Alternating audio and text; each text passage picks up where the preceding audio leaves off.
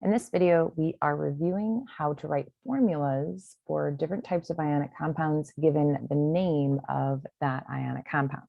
So what you're going to see at the top of the screen is which type of ionic compound we're working on and what we're doing. So we are writing formulas for binary ionic compounds.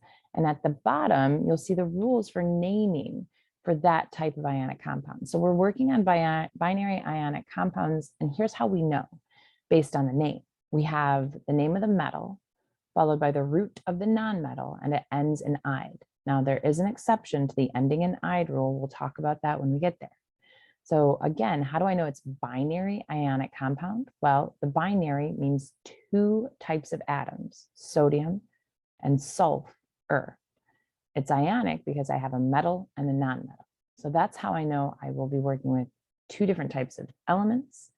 Metals, nonmetals tell me that those elements will be ionically bonded. So let's talk about sodium and sulfur first. So we need to first find the element symbol for sodium, which if we have our periodic table, we find sodium, it is Na. Then we need to find the element symbol for sulfur. So sulf is just the root here. It's the root of the element sulfur. Now that we have the element symbols, which are the base or the backbone of our formula, we need to consider the fact that this is an ionic compound. And the goal of every ionic compound is to be neutral. So we need to consider the ionic charges here. So if we look at our annotated periodic table, sodium will have a charge of 1+ or +1. At this level, it's okay if you write it the other way. Now, sulfur has a charge of 2-. So there's a couple of different methods that we've talked about in class. I'm going to use the crisscross method for this one first. So with the crisscross method, I take the number only of my metal and I criss it to the nonmetal. Take the number only of my nonmetal and I cross it to the metal. And then I can rewrite that. So my finished formula here would be Na2S. And we don't have to write that 1. So we can take a moment just to consider the charges. So each of my sodium brings a +1. So I'd have 2 positives coming from sodium. Each of my sulfur takes a -2.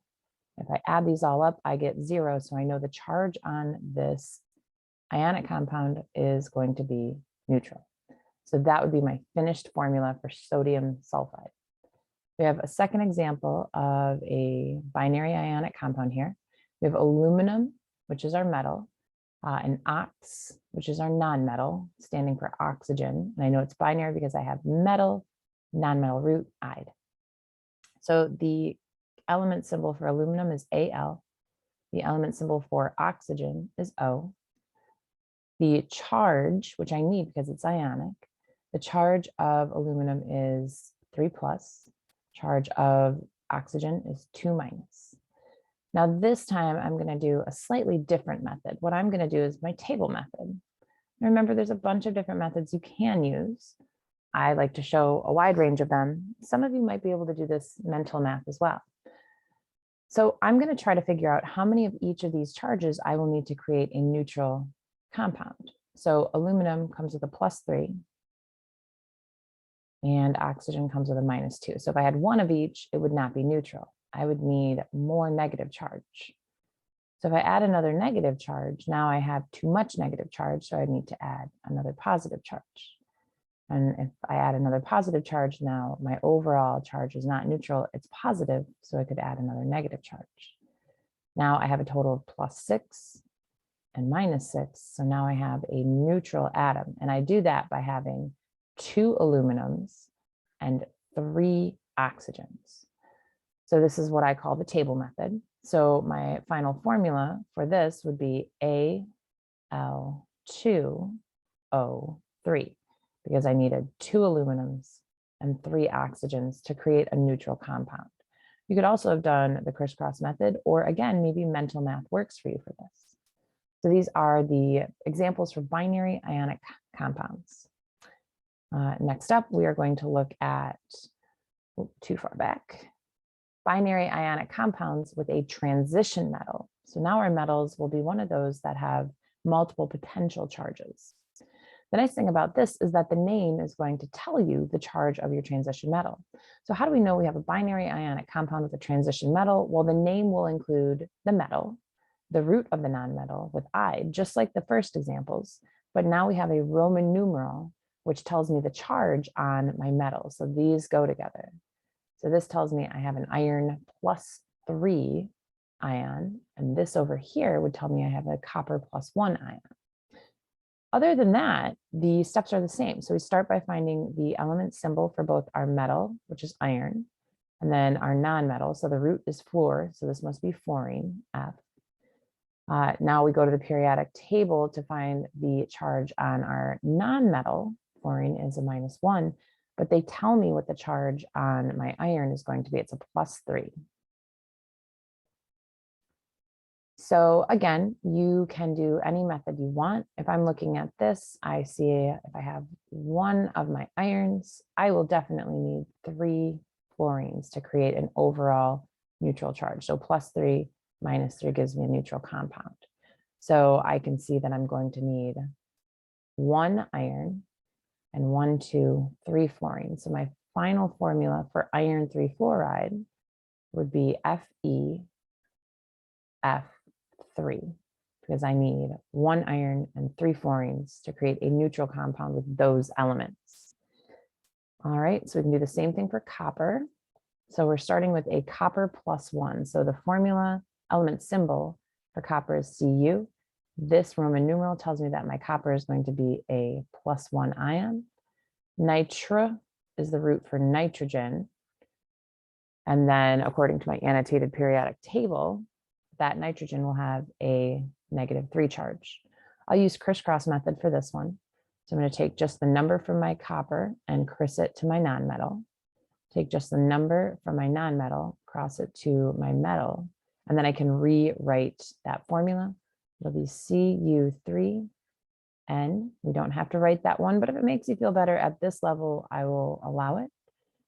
And that is the chemical formula for copper 1 nitride. Next up, we are going to look at polyionic compounds. So here, not only will you need your periodic table, but you'll also need on the back of the table of polyions that I gave you. So again, this video is very specifically made for a class in Ann Arbor, Michigan. If you're watching this somewhere else, your chemistry teacher might actually ask you to memorize your polyions. So we have first example, potassium sulfate. Now the rule for naming polyionic compounds is name of the metal, name of the polyatomic ion. So name of the metal, potassium, name of the polyatomic ion. So from my periodic table, I find that the symbol for potassium is K. Now from my list of polyatomic ions, I know that sulfate is SO4. So a lot of the similar steps that we do with the other types of ionic compounds, the next thing we need to do are finding the charges. So my periodic table tells me that potassium will be a +1. My chart of polyatomic ions tells me that sulfate will have a -2 charge. I'm going to use table method again here. I can see that 1 sulfate brings a -2 charge. 1 potassium brings a +1 charge, so I'll need 2 of those. Now I have a +2, -2, so I do have a neutral compound. And I form that neutral compound by using 2 potassiums and 1 sulfate. So my final formula will be K2SO4, where that SO4 represents the polyion sulfate. Our next example is zinc chlorate. So again, we have the name of a metal and then the name of a polyatomic ion. Notice the ending is not "ide." So that's my first hint that I'm working with a polyatomic ion. Now, of course, there are exceptions to every rule. We'll actually see that in our next example set. So the element symbol of zinc is Zn. The polyatomic formula for chlorate is ClO3. The charges on a zinc is going to be 2+. So that's one of those transition metals that only has 1 charge. The charge on a chlorate is 1-. Now, if each zinc brings a +2 and each chlorate brings a -1, I know that a +2 zinc will need 2 chlorates to create a neutral compound, overall 0. So here's where we have to be careful. So I'm just going to have 1 zinc, but because I'm going to have 3 chlorates, I need to use parentheses because that is my chlorate polyion, but I have 2 of them. So I need to put the 2 on the outside of parentheses. Now, the wrong way to do this, I hate to use the W word, but the wrong way to do this would be Zn. And then you're like, okay, well, I have 3 chlorates, so I'll just put the 2 there. What this tells me is I have 1 zinc, 1 chlorine, and 32 oxygens. If you are writing formulas and you have 32 of anything, take a step back because you probably did something wrong. So make sure if you have more than 1 polyion, so if you need 2 or 3 or 4, whatever, you have to use parentheses around the polyion and the subscript goes on the outside. So this is the formula for zinc chlorate.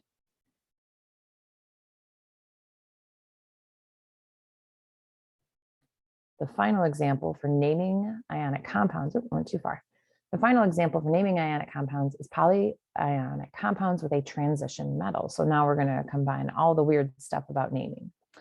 So the first example is lead 4 nitrate. Remember, lead is one of those weird non-transition metals that actually has a transitional oxidation state.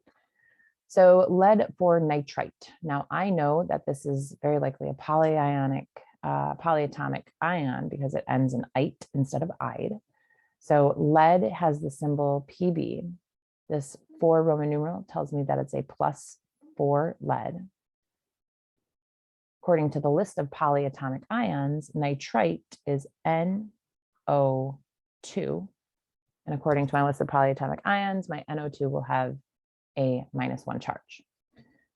So again, I think I'll use crisscross rule here. So I'm going to take the number from the metal and I'm going to criss it over to the anion. I'll take the number from the anion, cross it over to the metal. Here's another example of where we need parentheses. So I have 1 lead and I have 4 nitrates. So I put the nitrate itself in parentheses and then I put the 4 on the outside of the parentheses. So this is the finished formula for lead 4 nitrite. Our second example and final example for this video is tin 2 hydroxide. Now here is the exception that I've been mentioning. So you might think, oh, it ends in ide. That must mean that it is a binary ionic compound.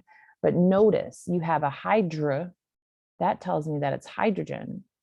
And you have an ox, which also tells me I have an oxygen here. Remember, polyatomic ions, the poly means many. So because my anion, the hydroxide, has 2 different elements in it, I know it's not binary ionic compound. So hydroxide, we'll talk about in just a moment, is a polyatomic ion with a charge of -1. So again, the 2 in Roman numerals tells me my tin has a +2 charge. The element symbol of tin is SN, and I know because of that Roman numeral, it'll be an SN2+. And then hydroxide is OH, and it has a 1-. So thinking through this, I know that I'm going to need 2 hydroxides for every 1 tin that I have to create a neutral compound. So my final formula for tin 2 hydroxide is going to be my tin, which is just 1, and then my 2 hydroxides. So again, I put the polyatomic ion in parentheses, and then I put the subscript on the outside of those parentheses.